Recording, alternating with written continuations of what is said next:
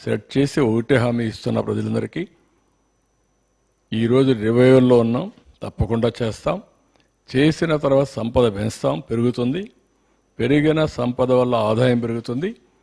ఏది చేసినా ఈ బెనిఫిట్ అంతా ఈ రాష్ట్రానికే వస్తుంది, ఈ ప్రజలకే వస్తుంది.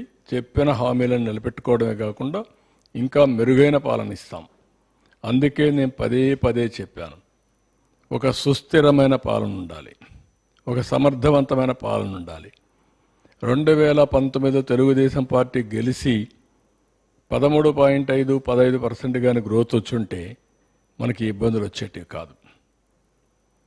ఆ రోజు నిర్ణయం రాష్ట్రానికి ఇబ్బంది కలిగించే పరిస్థితి వచ్చేది. ఏది ఏమైనా నేను ఇవన్నీ పదే పదే ఎందుకు చెప్తున్నానంటే, రోజు రోజుకి నేను ఏదైతే ఆ రోజు చెప్పానో అవన్నీ అందరూ కన్ఫర్మ్ చేసే పరిస్థితికి వచ్చారు.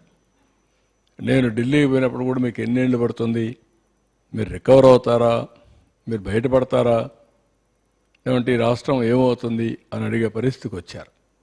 కాబట్టి ఇవన్నీ కూడా మీ ద్వారా రాష్ట్ర ప్రజలందరికీ విజ్ఞప్తి చేస్తున్నా. ఇది అందరూ అర్థం చేసుకోవాల్సింది. మనం హాస్పిటల్ పోయినప్పుడు సర్ప్రైజ్గా మనం పోయేసి ఆరోగ్యాన్ని ఒకసారి మెడికల్ చెకప్ ఓవరాల్గా చేసుకుంటే, ఇలాంటివి ఏవి ఒక పేషెంట్గా ఉన్న వ్యక్తి హాస్పిటల్కి పోతే ఒకసారి మనం హాస్పిటల్కి పోతాం, ఇమ్మీడియట్గా స్టంట్ వేయాలంటారు, లేదంటే ఇమ్మీడియట్గా మేజర్ ఆపరేషన్ చేయాలంటారు. ఆ పరిస్థితికి వచ్చాం మనం ఇప్పుడు. That is where we are. దీన్ని రివైవ్ చేస్తాం, స్ట్రీమ్ లైన్ చేస్తాం.